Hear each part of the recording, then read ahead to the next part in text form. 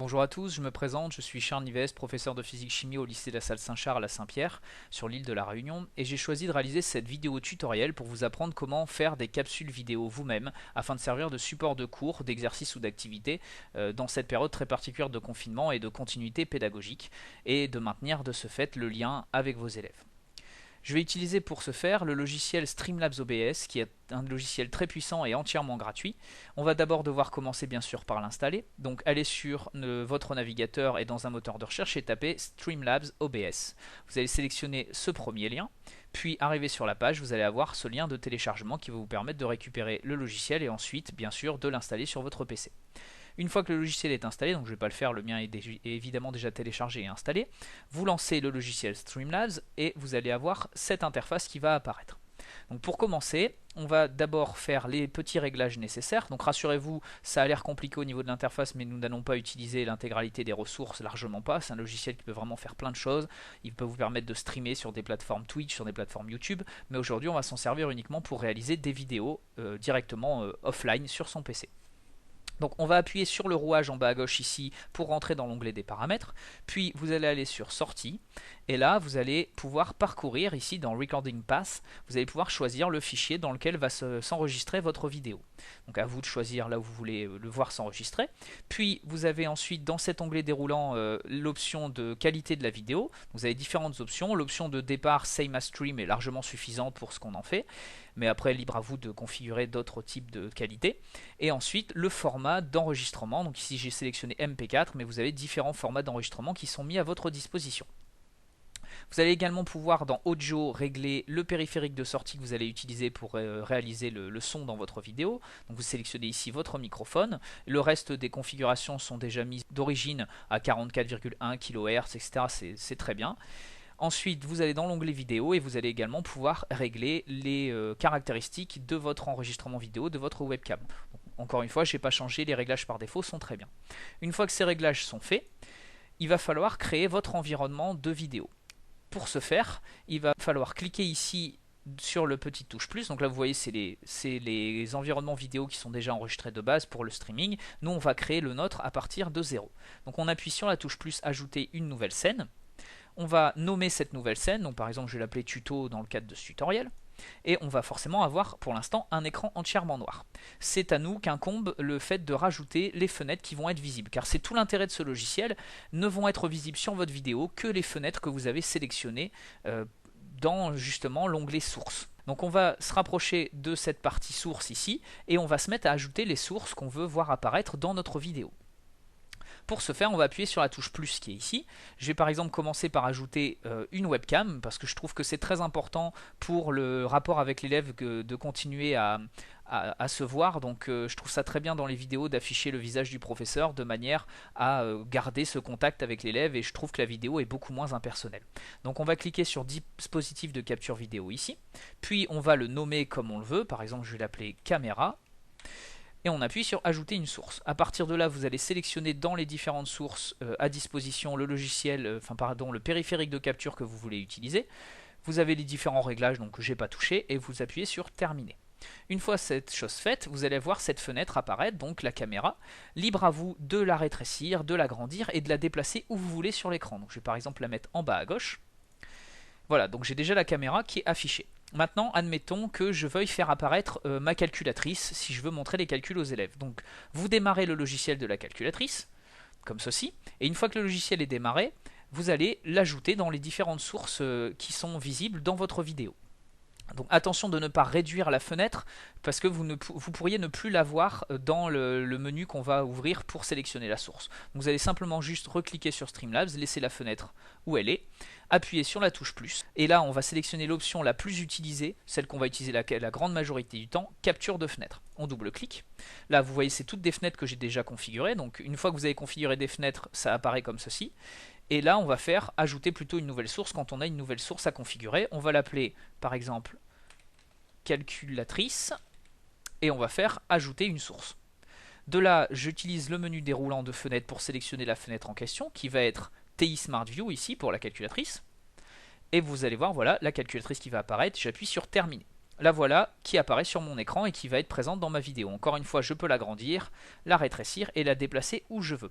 Ce qui est fort pour ça, c'est qu'en fait, la position de la fenêtre sur le logiciel n'est pas dépendante de la position de la fenêtre sur votre écran. Je peux très bien avoir la calculatrice ici, voir sur mon écran de droite et faire mes calculs, et elle restera affichée exactement où je l'ai configurée sur mon écran. Ce qui est vraiment très pratique. De la même manière, peu importe ce que vous ouvrez sur votre ordinateur, admettons vous vouliez ouvrir une correction, un fichier, n'importe quoi, mais que vous ne voulez pas que ça soit visible sur votre écran, et ben ça sera visible sur votre écran à vous, mais si vous ne l'avez pas ajouté dans la liste des fenêtres autorisées, ça ne sera pas visible comme vous le voyez sur le logiciel Streamlabs. Là on ne voit pas mes dossiers qui apparaissent sur l'écran.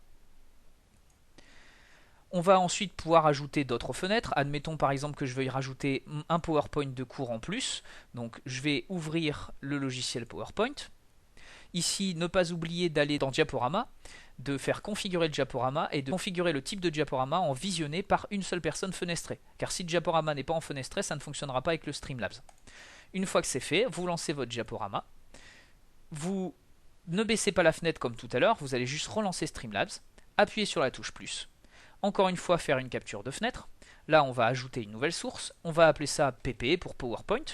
Et on appuie sur ajouter une source. Dans le menu déroulant, comme tout à l'heure, on va aller sélectionner cette fois-ci PowerPoint, faire terminer, et voici le PowerPoint qui s'affiche à l'écran. Encore une fois, je peux le redimensionner comme il me plaît, et vous avez également des options supplémentaires pour choisir, par exemple, la couche sur laquelle est affichée la fenêtre. Vous pouvez choisir qui est en premier plan, qui est en arrière-plan, en réorganisant les différentes sources ici dans le menu.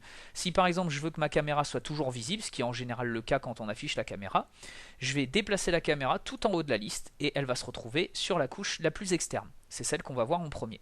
De la même manière, je peux déplacer la calculatrice au-dessus de mon PowerPoint, et voilà, j'ai mes différentes fenêtres qui se superposent comme j'ai choisi de les superposer.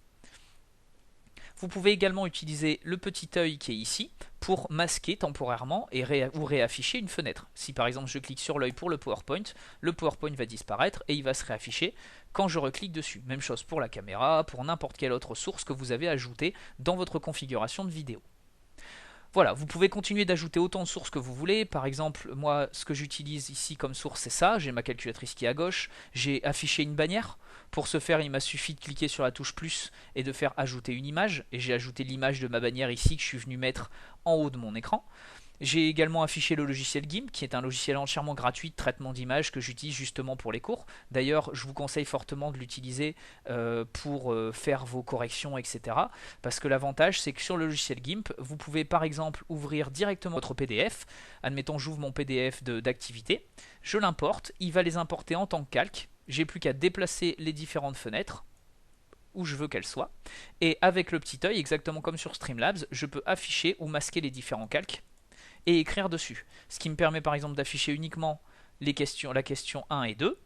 Je sélectionne la fenêtre en question et avec mon stylet ou avec ma souris, je peux en sélectionnant le crayon directement écrire les corrections pour les élèves en direct. Et une fois que j'ai fini avec ces questions, je décoche le calque, je coche le calque suivant et j'affiche les questions suivantes et je continue d'écrire en sélectionnant la bonne fenêtre. Je peux également entourer les éléments importants sur le document de gauche. Voilà, c'est vraiment très pratique pour faire des corrections, ça nous permet vraiment de faire ce qu'on veut. Il y a énormément de possibilités, mais rien que ça suffit pour faire nos streamings. Vous pouvez également rajouter des boîtes de texte si vous n'avez pas de stylet pour écrire. Vous pouvez rajouter des images, vous rajoutez ce que vous voulez. Voilà, une fois que vous avez configuré votre scène, donc on va revenir sur la scène tuto, une fois que ma scène est configurée et que je veux commencer à filmer, je vais par exemple mettre mon PowerPoint sur mon écran de droite, et ça va me permettre de l'activer pendant que je parle et de voir quand même l'écran de mon Streamlabs. Mais après, c'est pas obligatoire, de toute façon, ça filme. Une fois que vous avez configuré votre scène, vous pouvez démarrer votre vidéo. Pour commencer à filmer, il suffit d'appuyer sur la touche REC qui est là ici en bas à droite de votre écran. À partir du moment où vous allez appuyer sur la touche REC, ça va commencer à filmer et une fois que vous allez réappuyer sur la touche, la vidéo se termine et elle est enregistrée dans le dossier que vous allez sélectionner dans les paramètres. Voilà, une fois que vous avez configuré votre scène, votre environnement de travail, l'avantage c'est que vous n'aurez plus à le refaire. À partir du moment où je relancerai mon logiciel Streamlabs, il me suffit de relancer les fenêtres en question, la fenêtre de la calculatrice, de relancer le PowerPoint et elles vont s'afficher exactement comme je les avais configurées la première fois où j'ai fait ma configuration. Ce qui permet vraiment de se lancer dans des capsules une fois que la configuration est faite, c'est très rapide.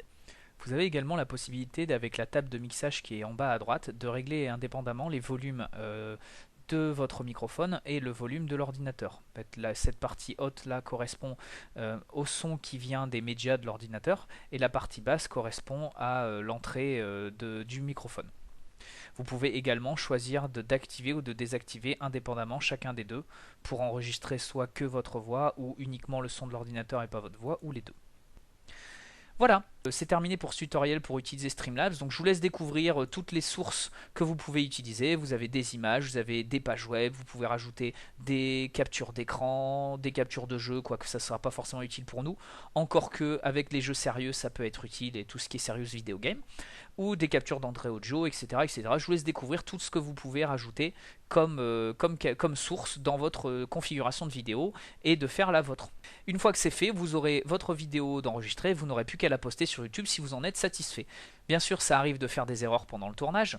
Dans ce cas-là, il va vous être nécessaire de retoucher votre vidéo, et pour ce faire, il va falloir utiliser un logiciel de retouche que je vais vous présenter dans une autre vidéo. Donc si vous êtes intéressé par ça, je vais vous montrer comment utiliser un autre logiciel gratuit afin de découper votre vidéo et de la retoucher pour pouvoir ensuite la poster sur par exemple YouTube. Voilà, je vous remercie, ce tutoriel est terminé et je vous souhaite un bon courage dans cette période de confinement. A bientôt.